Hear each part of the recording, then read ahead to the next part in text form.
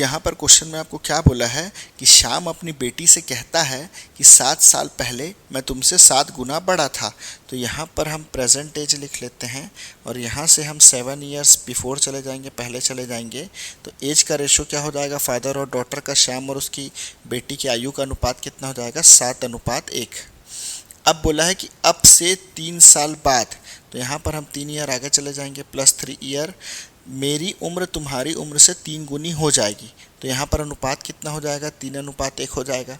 अब देखिए, आपको ये डिफरेंट टाइमलाइन के रेशियो को अगर आपको कंपेयर करना है तो यहाँ पर आप एक चीज़ देखेंगे, यहाँ पर एज का डिफरेंस कितना है, 7 - 1 6, और यहाँ पर एज का डिफरेंस कितना आ रहा है यूनिट्स के फॉर्म में, 3 - 1 2। तो जो एज का डिफरेंस होता है वो टाइम के अकॉर्डिंग चेंज नहीं होता है। फॉर एग्ज़ाम्पल, मैं अपने बड़े भाई से अगर 4 साल छोटा हूँ तो आज से 10 साल पहले भी 4 साल छोटा था और आने वाले 10 साल बाद भी मैं 4 साल छोटा रहूँगा। लेकिन यहाँ पर एज का डिफरेंस सेम है क्या, नहीं है, तो हमको इसको सेम करना पड़ेगा। तो देखिए, यहाँ पर 6 है तो इस 2 को भी 6 बना देते हैं। तो 2 में 3 मल्टीप्लाई करेंगे तो 6 हो जाएगा। तो डिफरेंस में अगर आपको 3 का मल्टीप्लाई करना है तो आप इनिशियल और फाइनल में 3 का मल्टीप्लाई कर दो, जो डिफरेंस है उसमें ऑलरेडी 3 का मल्टीप्लाई हो जाएगा। तो हम क्या करते हैं, इनिशियल और फाइनल में 3 का मल्टीप्लाई कर देते हैं। तो ये कितना हो जाएगा, 3 3 9 हो जाएगा ये, और यहाँ पर कितना हो जाएगा आपका, 1 × 3 3 हो जाएगा। अब देखिए, यहाँ पर डिफरेंस मेंटेन हो गया 6 का, है ना, दोनों में डिफरेंस 6 का है।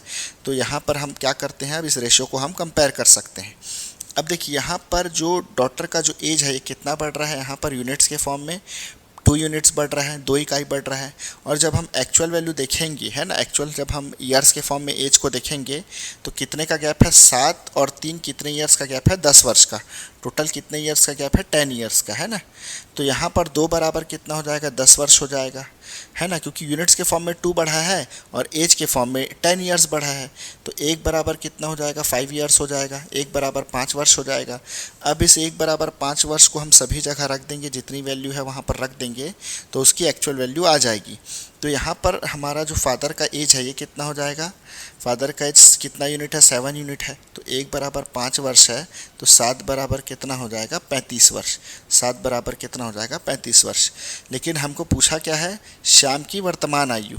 तो 35 वर्ष से हमको प्रेजेंट में जाने के लिए 7 ईयर प्लस करना पड़ेगा। तो 35 में हम 7 वर्ष प्लस कर देंगे तो वर्तमान आयु कितना हो जाएगा, 42 वर्ष। वर्तमान आयु कितना आ जाएगा, 42 वर्ष।